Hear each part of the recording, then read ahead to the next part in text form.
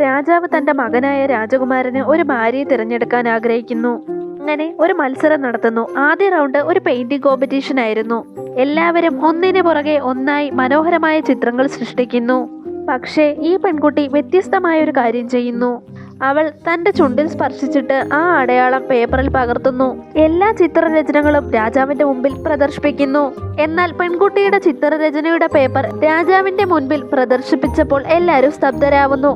പെൺകുട്ടിയുടെ പേപ്പർ വളരെയധികം ശൂന്യമായിരുന്നു. ഇത് രാജാവിനെ കോപാകുലനാക്കി. പെൺകുട്ടി വ്യക്തമായ ഒരു ചിത്രം വരച്ചിട്ടുണ്ട് എന്നവൾ വ്യക്തമാക്കുന്നു. എന്നാൽ മത്സരത്തിന്റെ വിധികർത്താക്കളാകട്ടെ അവൾ ഒരിക്കലും ബ്രഷ് എടുക്കുന്നത് കണ്ടിട്ടില്ല എന്ന് പറയുന്നു. അപ്പോൾ എന്തോ പ്രശ്നമുണ്ടെന്ന് പെൺകുട്ടിക്ക് മനസ്സിലാവുന്നു.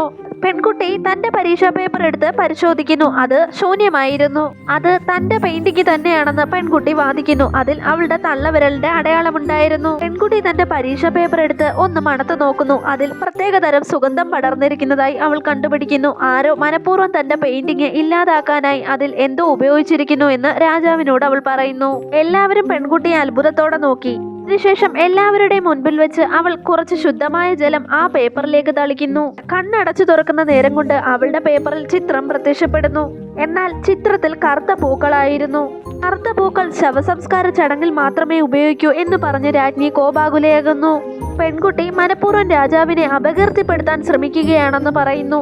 പെൺകുട്ടി തല കുനിച്ചുകൊണ്ട് രാജാവിനോട് പറഞ്ഞു, ഈ പൂക്കൾ രാജാവിന് വേണ്ടി വരച്ചതല്ല, മറിച്ച് അദ്ദേഹത്തിന്റെ അമ്മയുടെ ഓർമ്മ നിലനിർത്താൻ വേണ്ടിയിട്ടാണെന്ന് പറയുന്നു. അവളുടെ വാക്കുകൾ രാജാവിന്റെ ഹൃദയത്തിൽ ആഴത്തിൽ സ്പർശിക്കുന്നു. അയാൾ ഉടനടി തന്നെ അവളെ അടുത്ത റൗണ്ടിലേക്ക് കടക്കാൻ സഹായിക്കുന്നു. രണ്ടാമത്തെ റൗണ്ട് ഒരു പുഷ്പാലങ്കാര മത്സരമായിരുന്നു. മറ്റുള്ള മത്സരാർത്ഥികളാവട്ടെ പുതിയ പുഷ്പങ്ങൾ ഉപയോഗിച്ച് വളരെയധികം മനോഹരമായ ഡിസൈനുകൾ നിർമ്മിച്ചു വെക്കുന്നുണ്ട്. പക്ഷേ പെൺകുട്ടിയാവട്ടെ വാടിയ ശിഖരങ്ങളും വാടിയ പൂക്കളും മാത്രമേ ഉപയോഗിച്ചിരുന്നുള്ളൂ. പെൺകുട്ടി തോക്കുമെന്ന് വിചാരിച്ച് മറ്റുള്ള വിദ്യാർത്ഥികൾ അവളെ കളിയാക്കി ചിരിക്കുന്നു. വാടിയ പൂക്കളും ശിഖരങ്ങളും എന്തിനാണ് തിരഞ്ഞെടുത്തതെന്ന് രാജാവ് സംശയത്തോടെ അവളോട് ചോദിക്കുന്നു.